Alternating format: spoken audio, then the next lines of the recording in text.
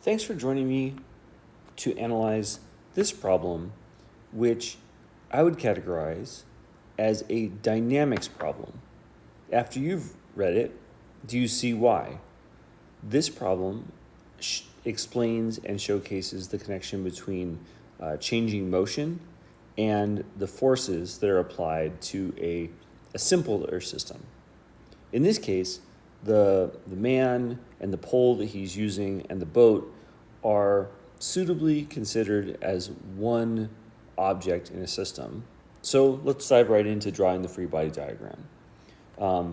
The problem describes the following forces. It describes the mass of the whole system. So we have a force of gravity downward called the weight, and we'll label that mg. Not different objects, so just a simple m will be fine. And there's also a buoyant force mentioned. In fact, that's what we're going to be looking for in the first part. I'm drawing that a little bit smaller than the force of gravity because he's also pushing up like this with a pushing force. And since I'm not going to have different pushing forces, I'll call it the applied force. Applied force is often like, a person pushing on a box, but I think stick pushes on ground, ground pushes on stick. Applied force is a pretty good name for it. Now, this force is acting in this direction so that it's a 35-degree relationship to the ground and a 35-degree relationship to the vertical here too. So this will be 35 degrees. And I'll end up calling this angle right here theta. And lastly, and leastly, there is a drag force right here, which I'll call FD. Now, if I come across any other information, I can add it on here. It wouldn't hurt to also mention that there is an initial velocity of, what is it exactly? Oh, right here. Initial velocity in this direction. And then the pushing force is also going to cause an acceleration in the same direction.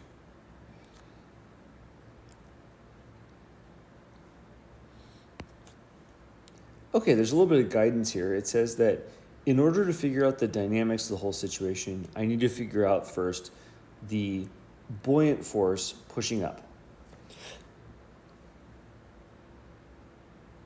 So, this buoyant force is acting in the up and down direction, but the boat is not accelerating up or downward. So, I know that the acceleration up and down is 0. This makes me think of Newton's first law, only in the up and down direction, where an object at rest in the up and down direction is going to stay at rest in the up and down direction because the forces are balanced. Let's write down Newton's second law, where everything equals 0 acceleration. So, Newton's second law in the y direction equals mass times the acceleration in the y direction, which equals 0. And I can also name the forces that comprise it too. There is the buoyant force. And what else is there? There is the applied force in the y direction. Force applied in the y direction. And then there's also the weight. So let's just double check those here. We have this force all in the y direction positive, this force partially in the y direction positive, and then this force downward. So I'm going to remember that the g vector is downward and these other two are upward.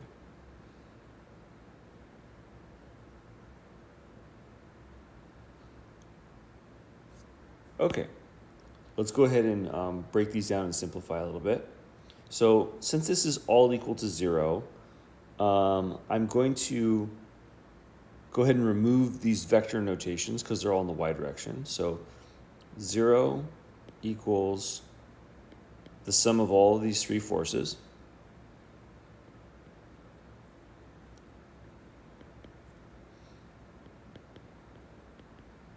These two are upward, and then I'll make sure that gravity is downward, even if I remove the vector symbol like that. So we're solving for what? The buoyant force. So the buoyant force, by subtracting the other two forces from both sides, is going to be equal to mg, that's going to give me a positive value, minus the applied force in the y direction.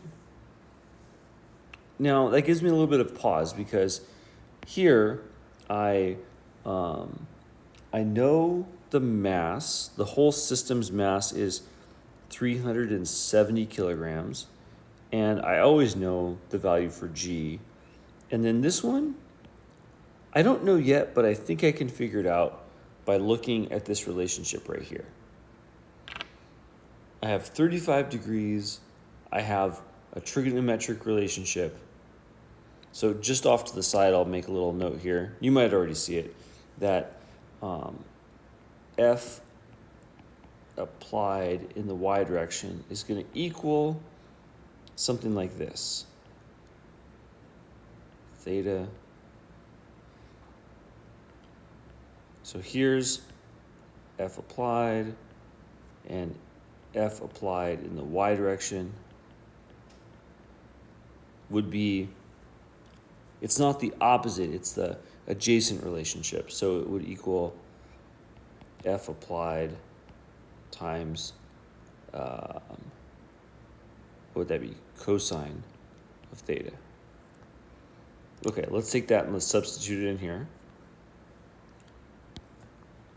I definitely don't mind rewriting stuff, so FB equals, I can just put the numbers in now. So 370 kilograms, 9.80 newtons per kilogram, using the force units for the gravitational effect. And then this would be the applied force, which is, was it 240? That's right, 240 newtons times the cosine of 35 degrees, 35.0 degrees. I'm going to generously say that I think that these are all measured to 3 significant digits. That seems reasonable, even though it's not written the most clearly in the problem. When you combine all these things, you get a result of the buoyant force being 3,430 newtons upward.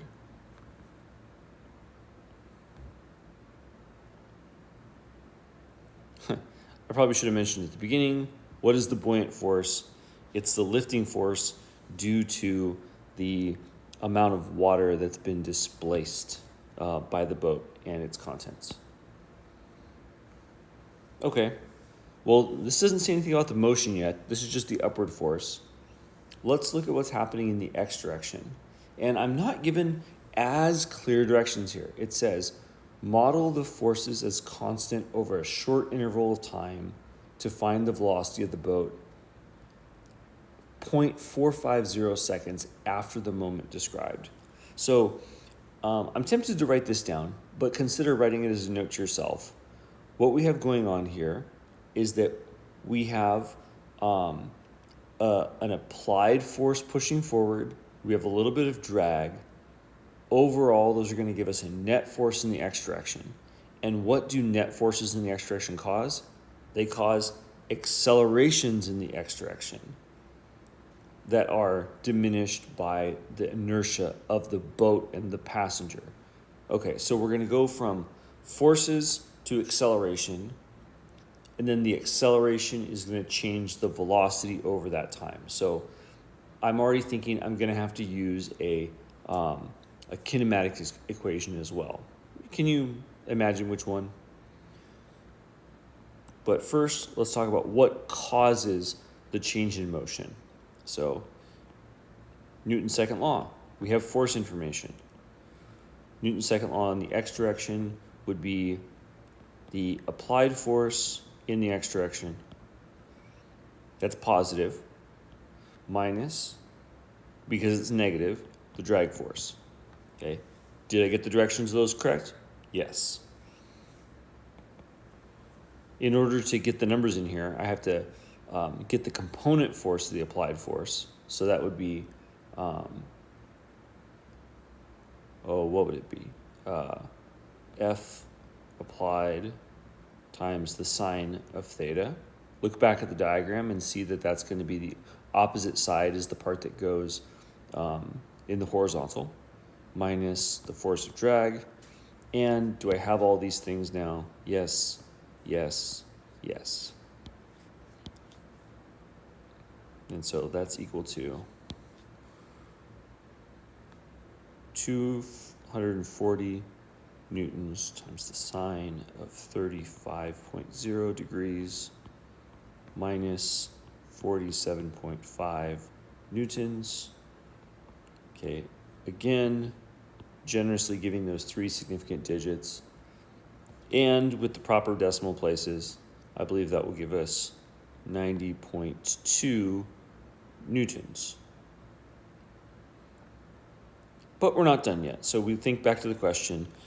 Now I know the force pushing us forward, the net force. So let's now think about acceleration. What's the connection between net force and acceleration? You may have already written it down if you tried this problem. It would have been natural to write it up here. Newton's second law says that the net force, which can be written this way, and as a habit, I think you just should. You should write down the names of all the forces. And it also equals the mass of everything times the acceleration in the x direction, max. Well, not literally the max, it just looks like that. I think it needs some more space. I'll rewrite it over here. So I just said that the sum of the forces in the x direction equals, we know the number now, and it's the mass times the acceleration in the x direction. So the acceleration in the x direction equals, you divide through by mass, and we get,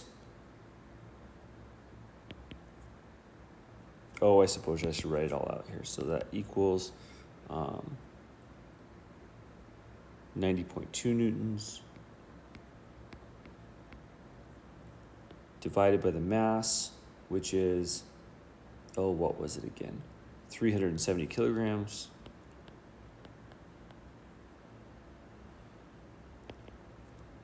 Which equals 0.243 meters per second squared. But we're being asked for what is the final velocity?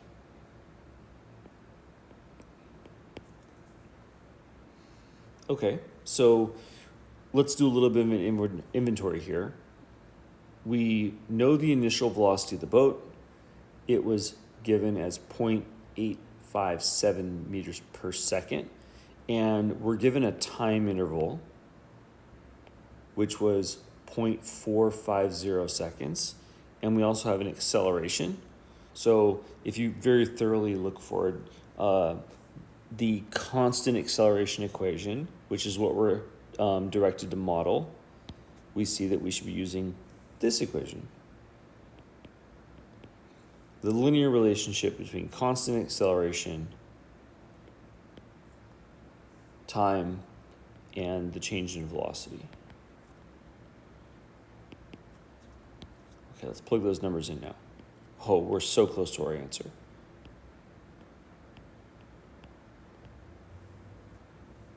.450 seconds, and then plus 0.857 meters per second. Let's see. Do all of our units match up here? Right here, we're going to cancel a second on the bottom with a second on the top. So we'll get meters per second for both of those. Good, as we should. And so our answer is that after an additional push, the skiff is now moving at 0.967 meters per second, which is not very much faster than how it started. But that's hard work. Being a physicist is hard work too. Hopefully you like it. And it'd be appropriate to reflect on this question. We were given a little bit less guidance. We were told to find the buoyancy. Did we ever actually end up using that? Not directly, but we did need to use this relationship right here. So this would be a really great introductory question before you start looking at ramps and other things that have more complicated or even changing angular relationships. We did not use the buoyancy so directly, but we used some related calculations and put it all together. Okay, thank you very much, and I'll see you next time.